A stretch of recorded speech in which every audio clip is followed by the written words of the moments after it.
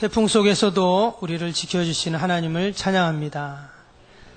이 시간도 주님 전에 나오신 저와 여러분들에게 하나님의 크신 은혜와 복이 임할 줄로 믿습니다.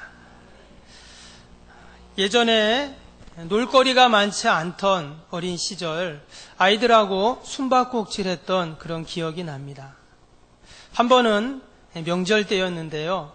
저 시골에, 저는 시골이 이제 강화도였는데 그 먼 강화도까지 이제 갑니다. 그러면 사촌들이 이제 많이 왔어요. 그래서 아이들하고 같이 숨바꼭질을 했는데 한참 숨바꼭질 하다가 한 아이가 이제 숨었는데 어디에 숨었는지 찾을 수가 없는 거예요. 그래서 온 집안이 난리가 났습니다. 혹시 아이가 어디 뭐 그 구덩이에 빠지지는 않았나, 뭐 산에 어디 뭐 큰일을 당하지 않았나. 그래서 온 식구들이 그 아이를 찾느라고 난리가 났습니다. 그런데 알고 봤더니 이 아이가 그 시골집 다락방 있죠? 다락방에 보면 옛날 이렇게 쌀 같은 거 넣어놓는 뒤주가 있었는데 그 안에 들어가서 숨었다가 이제 잠이 든 겁니다. 잠이 드니까 어디 있는지 모르는 거죠.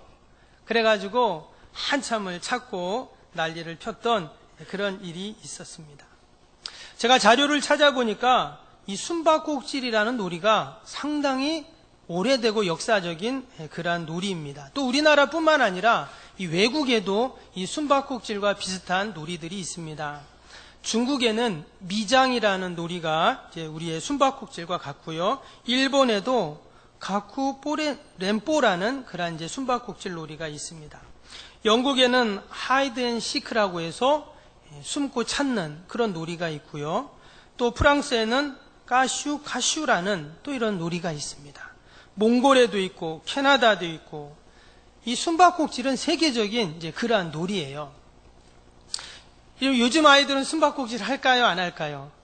예, 하도 놀 게 많으니까 또 공부하고 하다 보니까 아마 숨바꼭질을 안 할지도 모르겠습니다.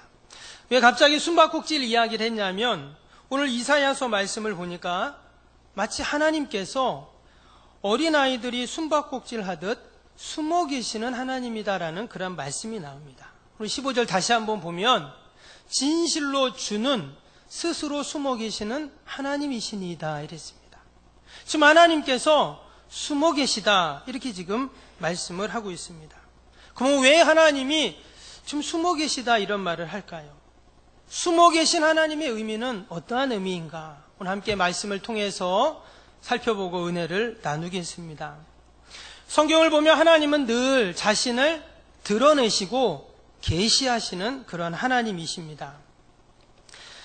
온 자연 만물을 통해서 하나님은 자신을 드러내십니다. 또 하나님은 사건, 사고를 통해서 하나님은 드러내십니다. 하나님은 때로 역사를 통해서 자신을 드러내십니다. 이것을 신학적으로는 일반적인 계시 또는 일반 계시 이런 이야기를 합니다. 근데 또 하나는 하나님께서 자신을 드러내시고 계시하시는 방법 가운데 성경 말씀을 통해서 하나님은 자신을 드러내시죠. 이것을 특별한 계시 또는 특별 계시다 이렇게 이야기를 합니다. 그래서 우리는 이 기록된 하나님의 말씀을 읽을 때 우리는 그 하나님을 알게 되죠. 또 이 시간 목사님을 통해서 선포되는 말씀을 통해서 또 우리는 하나님을 알게 됩니다. 이처럼 우리는 자신을 드러내시고 계시하시는 그 하나님을 통해서 하나님의 뜻, 하나님의 마음, 또 하나님의 계획들을 알고 보게 됩니다. 우리가 그동안 계속 주일 낮 예배를 통해서 하나님이 어떤 분이신가를 계속 우리가 살펴보았습니다. 여러분, 하나님은 어떤 분이십니까? 지난주 말씀, 우리를 위하시는 하나님이라고 했죠. 우리의 소원을 이루어 주시는 하나님, 우리에게 용기를 주시는 하나님, 우리를 잠잠히 사랑하시는 하나님, 우리에게 은혜를 베푸시는 하나님, 기도하게 하시는 하나님, 감사하게 하시는 하나님, 기뻐하게 하시는 하나님, 또 보호하시는 하나님, 능력을 주시는 하나님, 온전케 하시는 하나님, 우리를 새롭게 하시는 하나님, 합력하여 선을 이루시는 하나님, 천대까지 은혜를 베푸시는 하나님. 아멘이 안 나오네요. 여러분, 하나님은 그런 하나님이신 줄로 믿습니다. 우리가 매주 말씀을 통해서 하나님이 어떤 분이신지를 우리가 알아갑니다. 언제까지 우리는 하나님을 알아야 될까요? 천국 가는 그날까지 우리는 하나님을 하나하나 다 알아가야 하는 것입니다. 그래야 우리가 천국 가서 하나님 딱 만났을 때 하나님을 모르는 사람이 천국 가면 어때요? 누구시죠? 이렇게 낯설 수 있지만 하나님에 대해서 우리가 다 알고 가면 하나님이 너무나 친근하겠죠.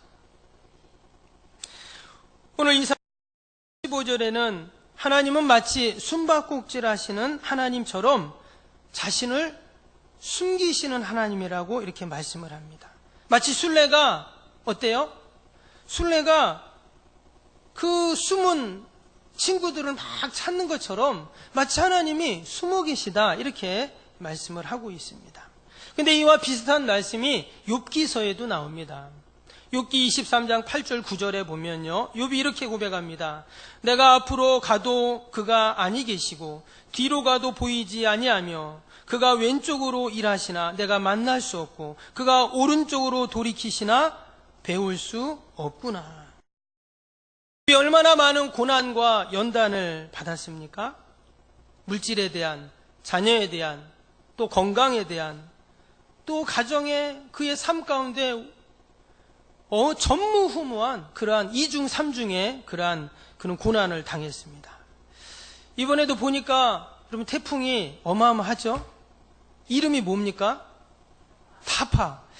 이름을 잘 지어야 돼요. 이름을 그냥 타파라고 지니까 이렇게 막 그냥 바람이 불어가지고 다 파괴합니다. 근데 지난번에 링링이라고 이름을 지었잖아요. 그러니까 이 태풍이 링링 돌면서 우리는 이렇게 피해가 없었지만 저쪽도 밑에 쪽은 피해가 많았다고 해요. 근데 여러분 지난번에 피해 입은 분들이 또 이번에 또 피해를 입어요. 그럼 어떨까요? 2중으로 3중으로 얼마나 그 고통이 심하겠어요. 근데 마치 욥의 인생에 그러한 태풍이 2중, 3중으로 계속 부른 겁니다.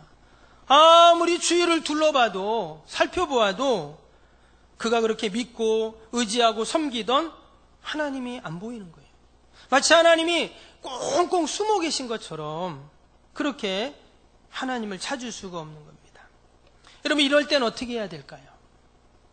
여러분 우리 인생 가운데도 마치 우리가 하나님을 찾고 하나님을 찾지만 도무지 하나님을 찾을 수 없는 것 같은 그럴 때가 있습니다.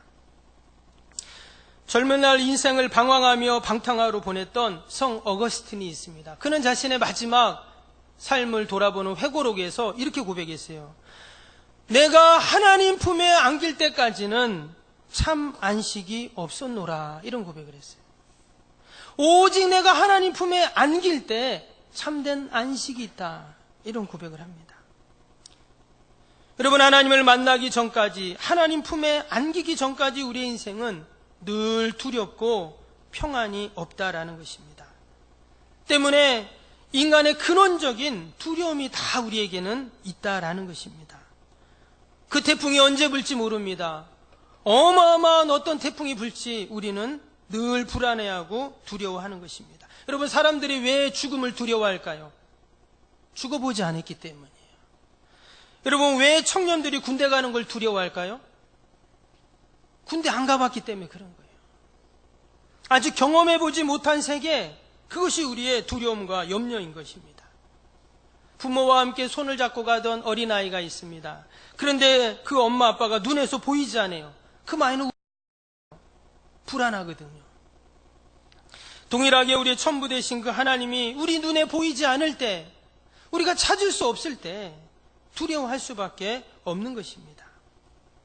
그래서 오늘 이사야 선지자는 많고 많은 하나님을 소개하면서 그 하나님을 숨어 계시는 하나님이다. 이렇게 지금 이야기하고 있습니다.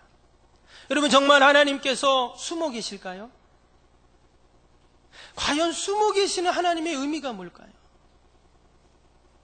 여러분 숨어 계신다라는 이 말씀 속에는요, 하나님은 어디에나 계실 수 있는 분이다라는 의미가 담겨 있습니다.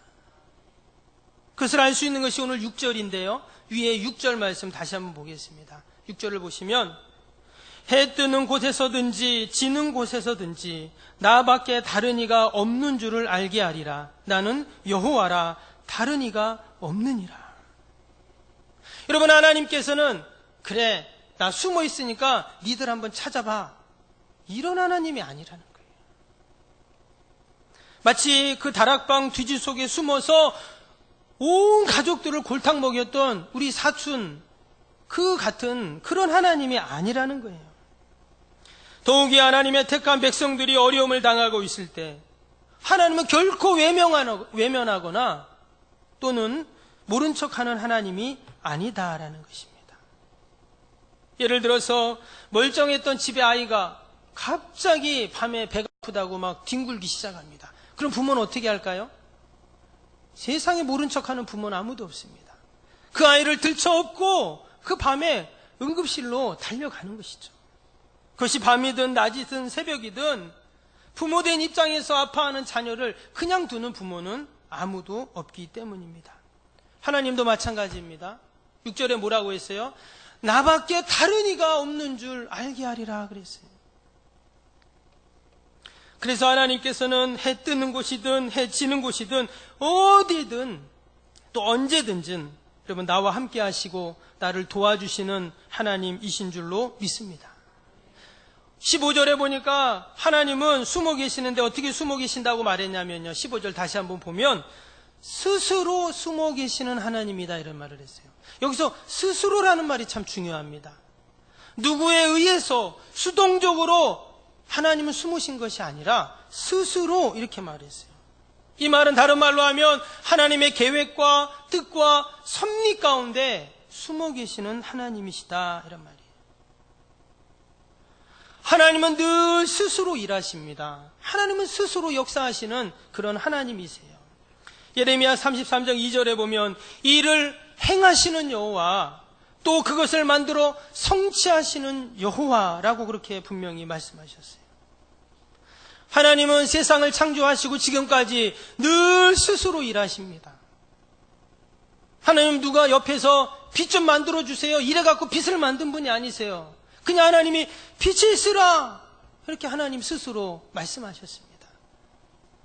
하나님 스스로 땅과 바다를 만드시고 꽃과 나무와 식물을 만드시고 온 짐승을 만드시고 또 하나님의 형상대로 인간을 만드셨습니다. 다 하나님이 스스로 디자인하시고 하나님이 다 스스로 다 하나님이 만드시고 지어주셨습니다. 때문에 하나님이 어딘가 숨어 계시다, 사실 이 말은 맞지 않는 말이다라는 거예요. 이것은 인간의 입장에서 우리가 하나님을 찾지 못할 때, 또 하나님을 볼 수 없을 때 마치 하나님은 숨어 계신 하나님처럼 여겨지는 것이지 결코 하나님은 숨어 있지 않아요. 여러분, 하나님은 어디에든지 계시고 언제든지 계시는 전지전능하신 하나님이신 줄로 믿습니다. 그래서 하나님은 지금 이 시간도 이곳에 임하여 계십니다. 보이십니까? 숨어 계십니까? 여러분, 이 시간도 성령 하나님으로 이곳에 임재하여 계신 줄로 믿습니다. 에베소 6장 4절 말씀에 보면, 말씀이 좀 틀렸는데 제가 읽어드리겠습니다. 하나님은 만유의 아버지시라. 만유 위에 계시고 만유를 통일하시고 만유 가운데 계시도다 이랬습니다. 하나님께서는 만유 위에 계시고 만유 가운데 계시다 이렇게 말씀을 했어요. 여기서 하나님의 크기를 말하고 있는데요, 하나님의 크기가 어떤 크기냐면 하나님의 크기는 만유보다 크시다 했어요. 온 세상보다 크다고 했습니다. 여러분, 우리가 어딘가 숨으려고 할 때 나보다 작은 바위 뒤에 숨으면 어떨까요? 보일 거 아니에요. 나보다 큰 바위 뒤에 숨어야 되는데 여러분, 하나님이 숨으시려고 했는데 숨을 곳이 없어요. 왜? 하나님은 온 만유보다 더 크시기 때문에 아무리 숨으려고 해도 보이는 하나님이시죠. 때문에 우리는 하나님을 찾기만 하면 하나님을 만날 수 있습니다. 나를 간절히 찾는 자가 나를 만날 것이다, 하나님 분명히 말씀을 하셨어요. 그러면 왜 하나님이 숨어 계시는 것 같고 왜 하나님을 찾지 못하는 것 같을까요? 우리가 간절히 하나님을 찾기를 원하시기 때문이에요. 여러분, 이 한 시간도 하나님 하면서 우리가 간절히 하나님을 찾으면 우리가 그 하나님을 만날 줄로 믿습니다. 에이, 하나님 없네 이러고 왔다 가는 것이 아니라 하나님 하고 우리가 간절히 찾으면 우리가 하나님을 만날 줄로 믿습니다. 여러분, 이 지붕이 태풍으로 날아가야, 유리창이 다 깨져야 우리가 하나님 이렇게 찾습니까? 그러면 정말 그렇게 찾아야 되겠죠.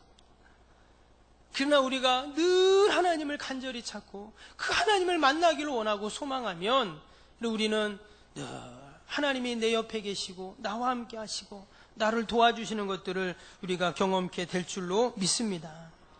또 하나 보죠. 숨어 계시는 하나님은 모든 일을 주관하시는 하나님이라고 했어요. 오늘 7절 말씀을 다시 한번 봅니다. 7절을 보면 나는 빛도 짓고 어둠도 창조하며 나는 평안도 짓고 환난도 창조하나니 했어요. 여기 보니까 하나님께서는 빛도 어둠도 평안도 환난도 모든 것을 다 하나님이 창조하셨다. 그리고 인도해 가신다고 합니다. 이어지는 8절을 봅니다. 하늘이여 위로부터 공의를 뿌리며 구름이여 의를 부를지어다. 땅이여 열려서 구원을 싹트게 하고 공의도 함께 움돋게 할지어다. 나 여호와가 이 일을 창조하였느니라. 분명히 하나님께서 하늘과 땅에 이루어지는 모든 행사에 대해서 어떻게 해요? 하나님이 섭리하시고 간섭하신다 하는 그러한 말씀입니다. 그래서 지금 이사야 선지자가 마치 숨어 계시는 하나님이라고 지금 언급을 하고 그 하나님을 부를 때, 여러분, 그 하나님은 어떤 하나님이세요? 늘 일하시는 하나님, 또 하나님의 계획과 뜻 가운데 역사하시는 하나님이신 줄로 믿습니다. 오늘 15절 다시 한번 보겠습니다. 15절 말씀 보니까 그 이사야 선지자가 숨어 계신 하나님을 부를 때 뭐라고 불렀냐면 구원의 이스라엘 하나님이여 그랬어요. 구원의 이스라엘의 하나님이요. 하나님은 지금도 일하시고 역사하시는데 어떠한 역사를 이루시는가? 우리를 구원하신다는 거예요. 하나님은 지금도 우리를 구원하십니다. 저 깊은 죄의 구덩이에서, 저 깊은 질병의 구덩이에서, 저 깊은 물질의 구덩이에서, 저 깊은 인생의 크고 작은 구덩이에서 우리를 건져주시는, 구원하시는 여러분 하나님이신 줄로 믿습니다. 그래서 우리는 이 한 시간도 우리를 구원하시는 그 하나님을 만나고 우리가 찾아야 할 줄로 믿습니다. 하나님 숨어 계시네. 하나님 아무 응답도 없으시네. 하나님 아무런 일도 행하지 않으시네. 이게 아니라 하나님은 여전히 구원하시는 하나님이시고 역사하시는 하나님이시고 하나님의 창조와 섭리와 계획 가운데 우리를 이끌어 가시는 하나님이신 줄로 믿습니다. 종교개혁자였던 루터는요, 오늘 이 15절 말씀을, 이 숨어 계시는 하나님이라는 말씀을 해석할 때 부정 속에 긍정이다라고 이야기를 했습니다. 무슨 말이냐면 하나님은 늘 불 속에서 의를 드러내시고 고통 속에서 기쁨을, 십자가에서 하나님의 영광을 드러내시는 그런 하나님이다라는 거예요. 이것이 루터 신학의 핵심입니다. 또한 이것이 종교개혁을 이루는 동력이 되었습니다. 그러니 이 말씀을 역설의 이해라고 이해했다는 거예요. 즉 숨어 계시는 그 하나님은 끊임없이 하나님은 역사하시는 하나님이라는 거예요. 어디든지 계시고 지금도 나를 보고 계시고 나와 함께 하시는 하나님이다라고 한 것입니다. 여러분, 성경에 보면 이런 표현들이 많이 나와요. 예수님께서도 마태복음 25장 40절에 지극히 작은 자에게 한 것이 나에게 했다 이렇게 말씀하셨어요. 여러분, 어떻게 지극히 작은 자에게 한 것이 주님께 한 것이 됩니까? 그런데 그것이 바로 나에게 한 거라는 거예요. 즉 하나님의 시각과 인간의 시각이 다르다는 그런 말씀입니다. 그래서 하나님이 숨어 계시고 아무것도 안 하는 것 같지만 그렇지 않습니다. 하나님은 여전히 놀라운 하나님의 섭리와 계획과 역사 가운데 여러분 하나님의 일들을 진행하고 계신 줄로 믿습니다. 오늘 이사야 45장의 배경은요, 바사 왕국의 고레스라는 왕에 의해서 하나님이 역사하심을 이야기하는, 하나님의 구원의 섭리를 이야기하는 것을 배경으로 하고 있습니다. 오늘 1절 말씀을 한번 보겠습니다. 45장 1절인데요. 1절에 이렇게 나옵니다. 여호와께서 그의 기름 부음을 받은 고레스에게 이같이 말씀하시되 내가 그의 오른손을 붙들고 그 앞에 열국을 항복하게 하며 내가 왕들의 허리를 풀어 그 앞에 문들을 열고 성문들이 닫히지 못하게 하리라. 이 말씀에 보면 지금 하나님께서 누구에게 기름을 붓습니까?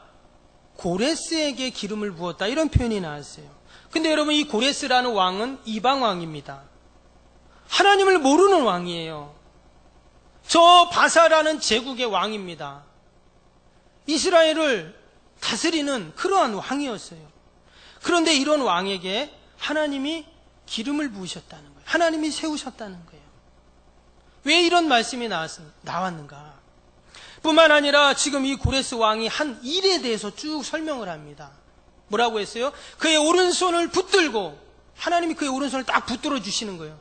그리고 그 앞에 열국을 항복하게 하며, 그래서 이 고레스라는 왕이요, 이 바사 제국이 당시에 온 나라를 다 통치하게 됩니다. 그 중에 대표적인 나라가 어떤 나라냐면 바벨론이라는 나라예요. 이런 바벨론은 어마어마하게 큰 제국이었습니다. 근데 이 바벨론이 어떻게 해요? 이 고레스에게 멸망하게 됩니다. 그래서 바벨론 제국이 멸망하고 바사 제국이 세워지게 되는 거예요. 근데 어떻게 그런 일이 일어났다고요? 하나님이 고레스의 오른손을 붙들었다는 거예요. 그래서 열국이 다 항복하게 하며 내가 왕들의 허리를 풀어 그 앞에서 문을 열고, 왕들의 허리를 풀었다는 말은 뭐냐면 당시에 고레스가 정복한 나라들의 왕들은요, 그 왕들의 허리띠를 다 풀러가지고 그 고레스 앞에 다 무릎을 꿇습니다. 그게 항복의 의미예요. 그리고 그 성문들이 닫히지 못하게 하느니라. 모든 성문들이 다 여는 거예요. 항복했다는 말입니다. 어떻게 이것이 가능했어요? 하나님이 고레스의 손을 딱 붙잡으니까 이런 놀라운 역사들이 일어난 것입니다. 그러면 왜 하나님께서는 하나님을 알지도 못하는 이방왕을 그렇게 복을 주시고 왜 이렇게 하시는가? 여러분, 때가 있지 않습니까? 어떻게 하나님을 믿고 하나님을 잘 섬기는 하나님의 택한 백성들이 복을 받고 잘 돼야 되는데, 아니 보면은 도리어 하나님을 모르는, 도리어 우상을 숭배하는 그런 사람들이 더 잘 되고 형통한 것처럼 보일 때가 있어요. 우리 이성적으로, 논리적으로, 신앙적으로 도무지 이해가 안 된다는 거예요. 지금 고레스가 그런 경우죠. 그런 말씀도 모르고 하나님도 모르고 도리어 택한 이스라엘 백성들을 다스리는 그러한 왕입니다.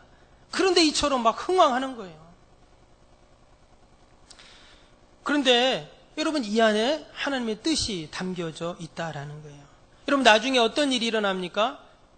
이 바사 제국이요, 고레스가 바벨론을 다스립니다. 바벨론을 멸망시켜요. 그리고 바사의 고레스 왕이 뭐라고 합니까? 제국에 있는 모든 포로들은 고국으로 돌아가라는 거예요. 그 포로 중에 누가 있어요? 이스라엘 백성들이 있잖아요.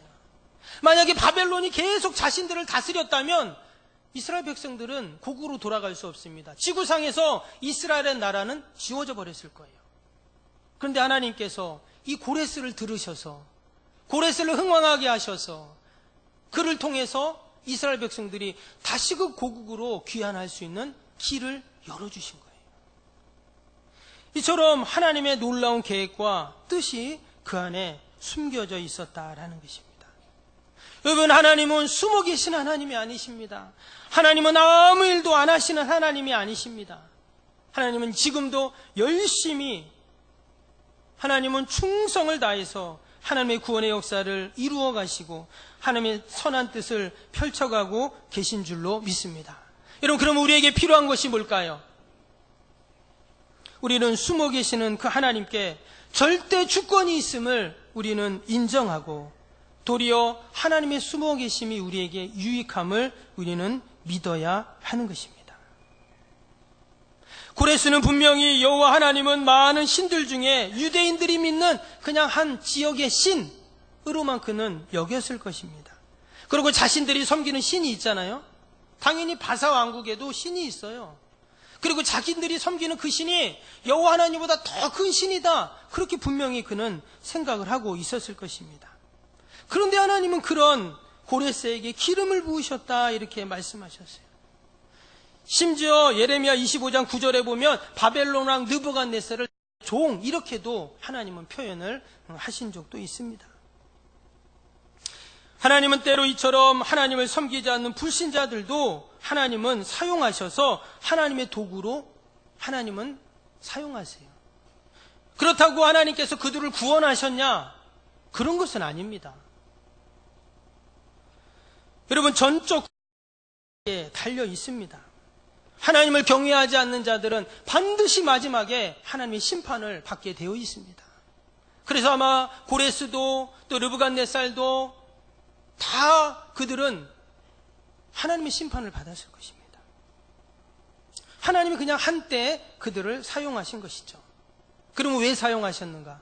바로 하나님의 택한 백성들을 하나님이 도우시고 지키시고 선하게 인도하시기 위해서였어요. 오늘 3절 말씀 3절 다시 보시면 내가 흑암 중에 보아와 은밀한 곳에 숨은 재물을 주어 내 이름을 부르는 자가 나 여호와 이스라엘의 하나님이신 줄 내가 알게 하리라. 하나님이 고레스를 강하게 하시고 번성하게 하신 이유가 무엇인가? 말씀드린 것처럼 이스라엘 백성들을 해방시키기 위해서였어요. 이스라엘 백성들에게 오직 여호와 하나님이 너희의 하나님인 것을 알게 하리라는 거예요. 아마 그들은 그 바벨론 땅에서 그 고레스의 통치 아래서 다시금 고국으로 돌아갈 때 1차, 2차, 3차 귀환을 하게 되죠. 고국으로 돌아갈 때 그때서야 그들은 알았을 것입니다. 하나님은 숨어 계시는 하나님이 아니라 하나님은 여전히 역사하시고 우리를 도와주시는 하나님이시다라는 것을 그때 그들은 깨닫게 되었을 것입니다. 빛도 짓고 어둠도 창조하고 평안도 짓고 환난도 창조하시는 전능하신 하나님. 그 하나님은 이 태풍 속에서도 우리를 꼭 지켜주시고 우리를 하나님의 선한 인도하심 가운데 우리를 인도하시고 도와주시는 하나님이신 줄로 믿습니다. 때로 우리가 불신자들이 흥왕하고 또한 번성하는 것을 우리는 결코 의아해하거나 불평할 필요가 있습니다. 결국 누구를 위해서예요? 우리 성도들의 유익을 위해서, 하나님의 나라의 유익을 위해서 하나님 잠시 도구로 사용하실 뿐입니다.